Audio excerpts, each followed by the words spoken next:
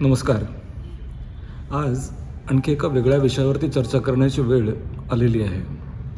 वेळ आली आहे असं मी जाणीवपूर्वक म्हणतो, कारण एखाद्या कोणत्याही गोष्टीवरती उपयुक्त अशा गोष्टींवरती भाष्य करणं, त्याच्यावरती बोलणं, व्हिडिओ करणं हे मी नित्याने करतच आलेलो आहे. पण बऱ्याचदा असं होतं की कधीकधी परिस्थिती अशी होते की आपल्याला गप्प राहवत नाही आणि मग ते आपल्याला बोलावं लागतं त्या विषयावरती.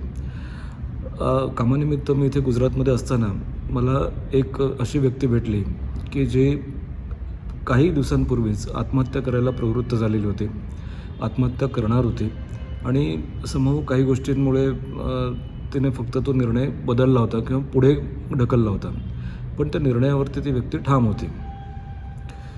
आता ज्यावेळेस मी संपर्कामध्ये आलो त्यावेळेला सहज आमच्या काही गप्पा झाल्या आणि त्या गप्पांमधून मला असं जाणवलं की विषय लैंगिकतेचा आहे. म्हणजे बघा, एकीकडे काय होतं की आपण खूप खुलेपणानं सगळ्या गोष्टी मानत आलेलो आहोत. म्हणजे टी व्हीवरती सर्रास दाखवले जाणारे एक्स्ट्रा मॅरिटल अफेअर्स याबद्दल आपण ते आता ॲक्सेप्ट केलेलं आहे. आता जर असं काही नसेल तर आपल्याला आश्चर्य वाटतं. कोणत्याही मुलाची एका विशिष्ट वयामध्ये गर्लफ्रेंड असणं हे आता खूप कॉमन झालेलं आहे. जर नसेल तर मग कदाचित त्या मुलालाच नावं ठेवतात की असं कसं काय, आजच्या काळात तू असं आणि तुला गर्लफ्रेंड कशी काय नाही, किंवा लग्न झाल्यानंतरसुद्धा विवाहबाह्य संबंध ठेवणं हे सुद्धा आजकाल माध्यमांमुळे किंवा सिनेमांमुळे हे घराघरी पोचलेलं आहे. चांगलं वाईट हा एक वेगळा भाग आहे, पण त्या व्यतिरिक्त एक असं झालेलं आहे की चित्रण थोडंसं समाजाचं बदलत चाललेलं आहे. बिघडत चाललं आहे किंवा चांगलं चाललं आहे हा भाग मी वेगळा म्हणतो.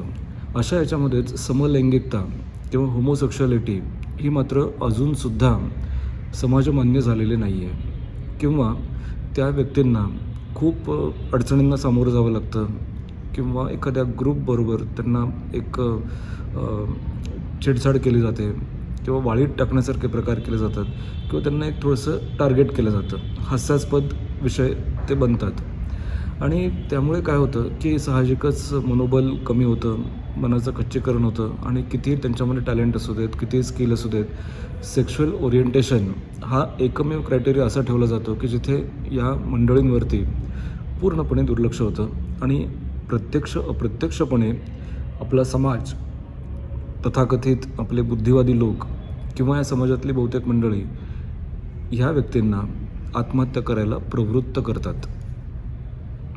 आत्महत्याला प्रवृत्त करणं हा सुद्धा गुन्हा आहे, पण आपल्याला हेच माहिती नाही की आपण काय करतो आहे आणि याला पण गुन्हा म्हणतात. अनेक भ्रष्टाचारी, दरोडेखोर किंवा ज्यांनी खून पाडलेले आहेत, मुर्दे पाडलेले आहेत, अशांना आपण राजकारणामध्ये साहेब साहेब साहेब म्हणवतो, त्यांच्या पुढे पुढे करतो, त्यांच्याकडनं आपण अडलेल्या कामांची आपली यादी वाचून दाखवतो, त्यांना मतदान आपण करतो. त्या सगळ्या गोष्टी आपल्याला सर्रासपणे चालतात, त्याबद्दल काही ऑब्जेक्शन नसतं.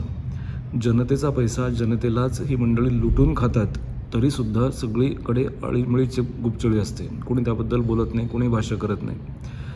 कोणाही एका व्यक्तीबद्दल मी बोलत नाही आहे, हे सरसकट सगळेच तसे आहेत.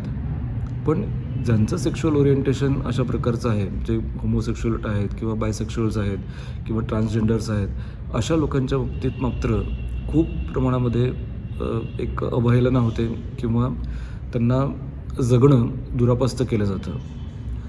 तर मला नेहमीच असं वाटतं की समाजातले हे सुद्धा आपलेच बंधू भगिनी आहेत, त्यांना आपण एक ॲक्सेप्ट केलं पाहिजे, किंवा त्यांना ॲक्सेप्ट केलं पाहिजे म्हणण्यापेक्षा त्यांच्या सेक्शुअलिटीमध्ये आपण पडण्याचं काहीच कारण नाही आहे.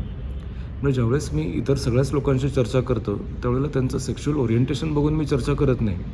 मला अनेक मंडळी भेटायला येतात, मी किती जणांना भेटतो, पण ते भेटण्याचं कारण आमचं त्यांची सेक्शुअलिटी नसते, किंवा काय रे बाबा तुझे बाहेर किती अफेअर्स आहेत, किंवा तू लग्न केलेलंस ना बाबा, तुला मुलं बाळ आहेत, मग आता सध्या तुझं कुठलं बाहेर लफडं चाललेलं आहे, या गोष्टीशी माझा काही संबंध नसतो. जोपर्यंत ती व्यक्ती प्रत्यक्ष अप्रत्यक्ष माझ्यावर अन्याय करत नाही किंवा माझं नुकसान काही करत नाही किंवा समाजाचं काही नुकसान ती करते असं मला वाटत नाही, तोपर्यंत ती सगळीच चांगली गोष्टी असते, व्यक्ती असते. मग ती कुठल्या धर्माची आहे, कुठल्या जातीची आहे, ती कशी दिसते, काय दिसते, याच्याशी काहीही घेणं-देणं नसतं आणि नसावं असं माझी प्रामाणिक इच्छा आहे.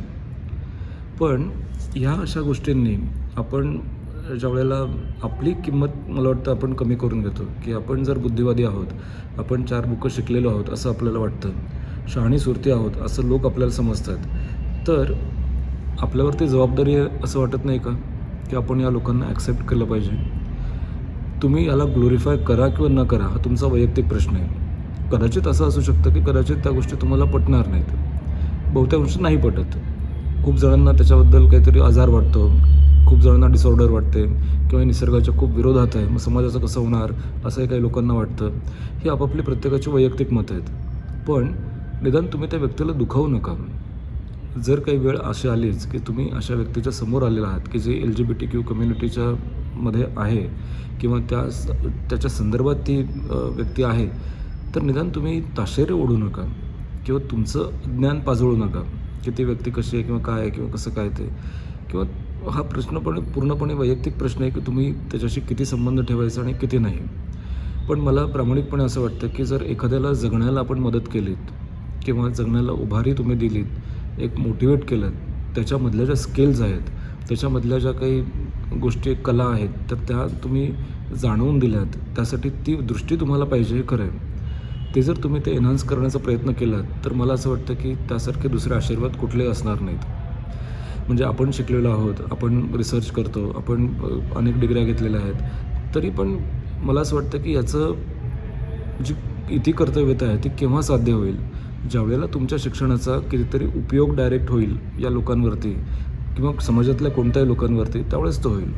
PhDसाठी लोक थिसिस करतात, वुमेन एम्पॉवरमेंट किंवा स्त्रियांच्याबद्दल अनेक काही काही बोलले जातात. पण त्यांच्या घरातलीच एखादी काम करणारी महिला असेल, तिला ते धड वागणूक देतात का? कदाचित देत असतीलही, ते देत असतील ते सन्मानीय अपवाद खरंच आहेत. पण केवळ रिसर्च करायचा म्हणून किंवा केवळ आपल्याला नावापुढे ते डिग्र्यांची एक यादी लागावी म्हणून किंवा प्रमोशन मिळावं नोकरीतलं म्हणून काही बाई करून इंटरनेटवरून कुठून तरी कॉपी पेस्ट करून छापणारी मंडळी आजकाल काही कमी नाही आहेत. तर अशा सगळ्या लोकांच्या भाऊगर्दीत मला सांगावंसं वाटतं की तुम्ही या समलैंगिक गोष्टींवरती सुद्धा थोडंसं संवेदनशील झालात तर ते खूप जास्त चांगलं होईल.